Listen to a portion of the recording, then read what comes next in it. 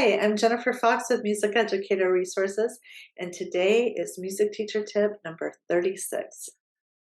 It's recital season. Are you ready?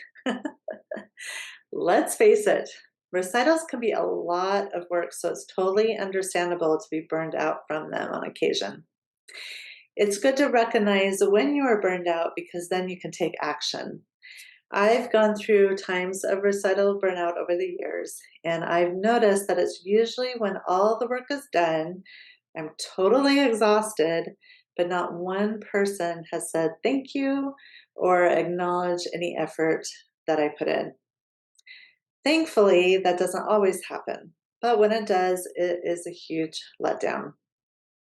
So I thought I would share some tips on how to get through recital burnout and how to help avoid recital burnout in the future, because we shouldn't have to live stressed out, right? So the first tip is to keep it simple. We don't have to do it all. We can forego the decorations or the food. We can forego the awards. Anything extra that might be causing you some stress. Remember, when it's all said and done, it's about the students, the family supporting their child, and the music. Two is plan ahead. Be thinking of what needs to be done way ahead of time and do what you can now. Make those checklists, set those deadlines. I know one of the things that I like to do early is order awards. Any awards that students earn through our yearly program, I have a deadline that cuts off a month before our recital. So then there's plenty of time for the awards to come.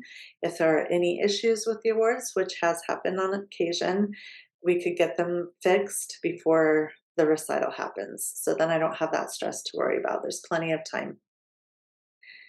Third is to do less recitals.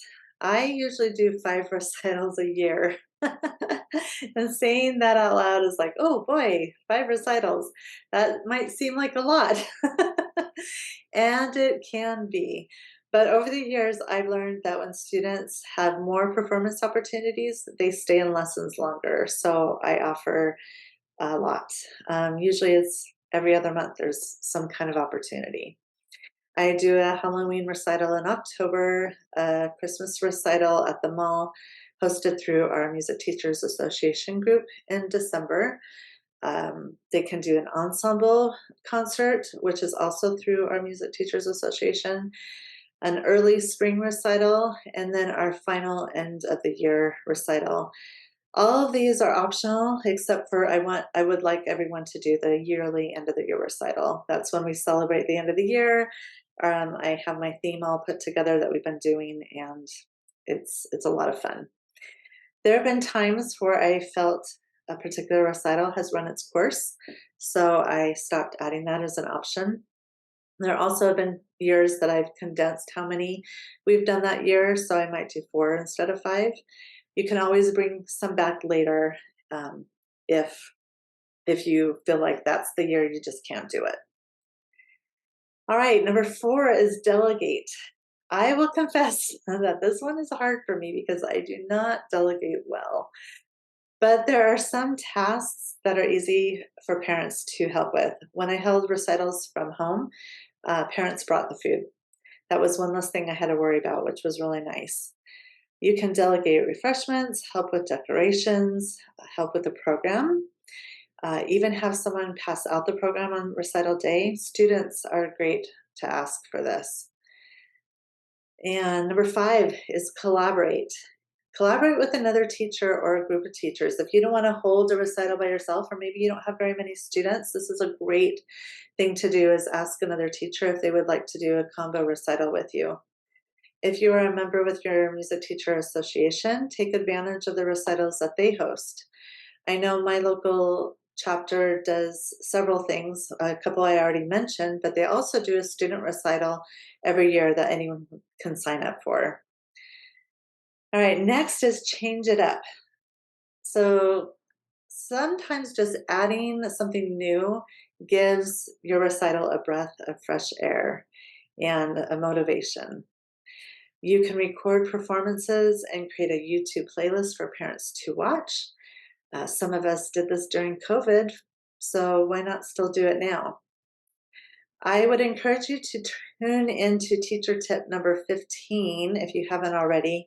This is where I share some ideas on how I have made our recitals more engaging for everyone. All right, next is practice self care. Make sure that you are getting enough sleep and eating healthy. This isn't a time for sugary snacks as much as they look really good when you're stressed out, right?